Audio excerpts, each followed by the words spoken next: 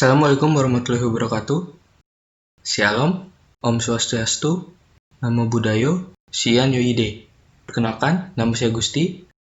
Saya akan membahas mengenai kemosintesis pada ekosistem hydrothermal vents.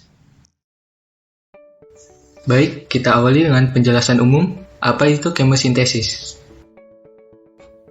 Kemosintesis didefinisikan sebagai sintesis atau produksi senyawa organik yang berasal dari senyawa karbon menggunakan energi yang dihasilkan dari oksidasi anorganik.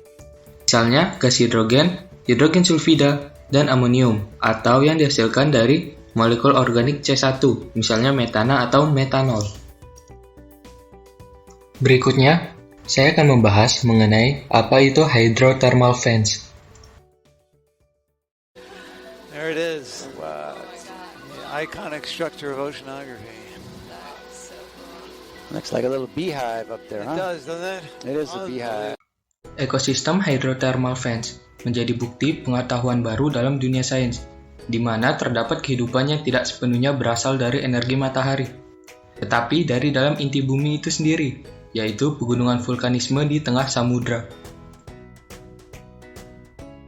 Hydrothermal vents pertama kali ditemukan pada tahun 1977 di zona Batial dengan kedalaman 2.500 meter di celah Galapagos oleh sekelompok saintis dalam lembaga oceanografi Scripps. Berdasarkan itu, hydrothermal vents didefinisikan sebagai pegunungan dasar laut yang menghasilkan cairan atau air yang dipanaskan secara geotermal. Cairan hidrotermal yang mengalir dari retakan, celah, dan pegunungan dasar laut mendukung ekosistem di mana bakteri berperan penting dalam mereduksi senyawa kimia, seperti hidrogen sulfida dan logam berat. Senyawa kimia tersebut terbagi dalam alkali dan trace metal yang disajikan dalam tabel berikut.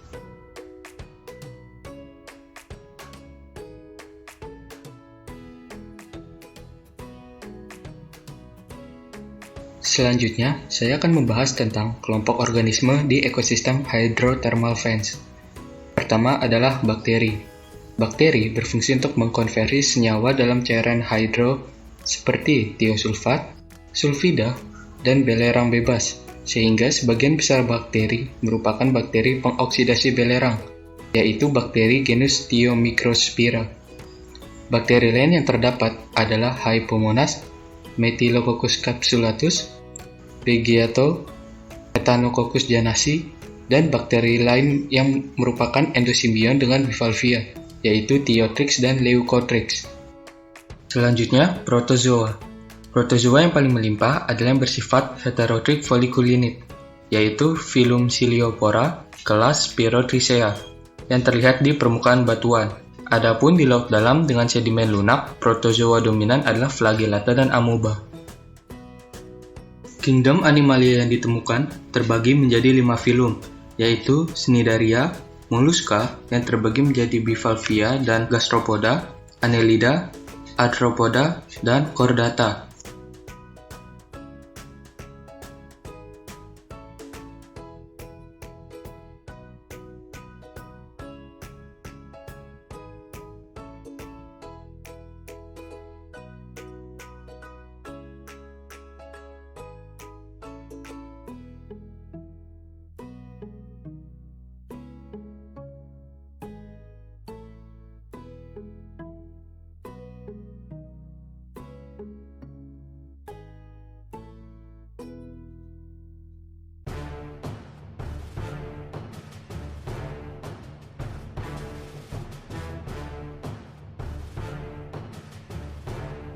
Sekarang, kita akan masuk ke pembahasan inti, yaitu bagaimana kemosintesis terjadi pada ekosistem hydrothermal vents.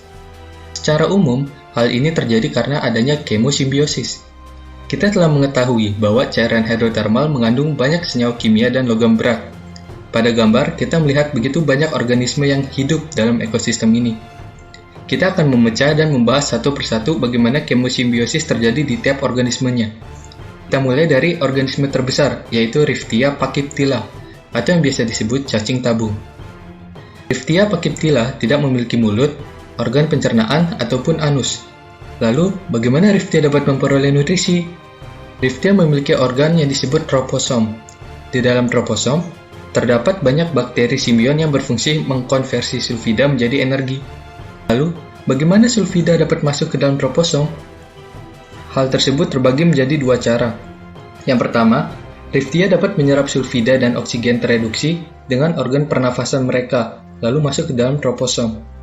Yang kedua, riftia juga memiliki bulu halus pada kepalanya yang menyerupai bibir, di mana bulu halus tersebut mengandung hemoglobin yang berfungsi mengikat hidrogen sulfida dari cairan hidrotermal dan masuk ke dalam troposom. Lalu, bagaimana bakteri dapat masuk ke dalam troposom? Berdasarkan penelitian, bakteri masuk ke dalam troposom melalui kulit cacing tabung. Hal ini juga disebut sebagai infeksi bakteri dan dimulai sejak cacing tabung masih kecil. Itulah mengapa seiring perkembangan, jumlah bakteri simbion akan semakin banyak. Lalu, apa keuntungan untuk bakteri dalam riftia?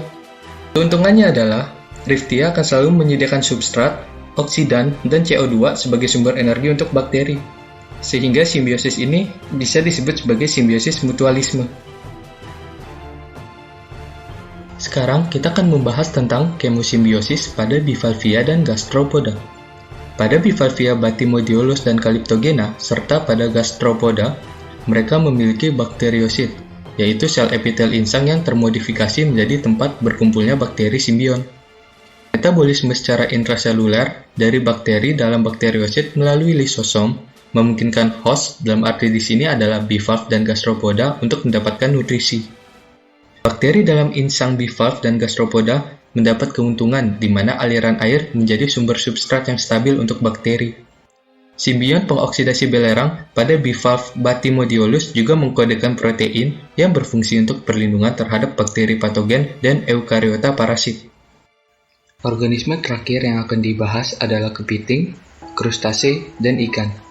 Kepiting cenderung akan memakan hewan kecil apa saja yang tersedia di sekitar ekosistem, mulai dari gastropoda, cacing tabung, krustase, hingga kepiting itu sendiri. Sedangkan ikan cenderung memilih gastropoda, bivalv, maupun krustase yang tersedia. Untuk krustase sendiri, terdapat adaptasi morfologi di mana seliped berbentuk seperti sendok. Hal ini berfungsi untuk mengambil sulfur langsung dari cerobong atau cairan hydrothermal vents, ataupun untuk mengambil bakteri. Asap dari cerobong sendiri terbagi menjadi dua, yaitu asap hitam dan asap putih. Asap hitam berasal dari cerobong asap yang terbentuk dari endapan besi dan sulfida yang berwarna hitam. Sedangkan asap putih berasal dari cerobong asap yang terbentuk dari endapan barium, kalsium, dan silikon yang berwarna putih. Kemosimbiosis memang terlihat menguntungkan bagi seluruh pihak, tapi di sisi lain, kemosimbiosis memiliki dampak negatif secara evolusi. Evolusi konvergen dalam adaptasi morfologi terhadap kemosimbiosis dapat menyebabkan reduksi organ pencernaan pada host, sehingga host akan ketergantungan terhadap bakteri simbion. Hydrothermal vents juga bukan merupakan ekosistem stabil karena mudah terganggu oleh aktivitas gempa tektonik yang menyebabkan cerobong menjadi tersumbat dan menjadi inaktif, sehingga organisme yang gagal untuk migrasi atau adaptasi dapat hilang setelah hydrothermal vents inaktif. Sekian informasi yang dapat saya sampaikan, semoga bermanfaat untuk kita semua. Mohon maaf bila ada salah kata, silakan komen jika ada saran dan masukan. Terima kasih dan sampai jumpa.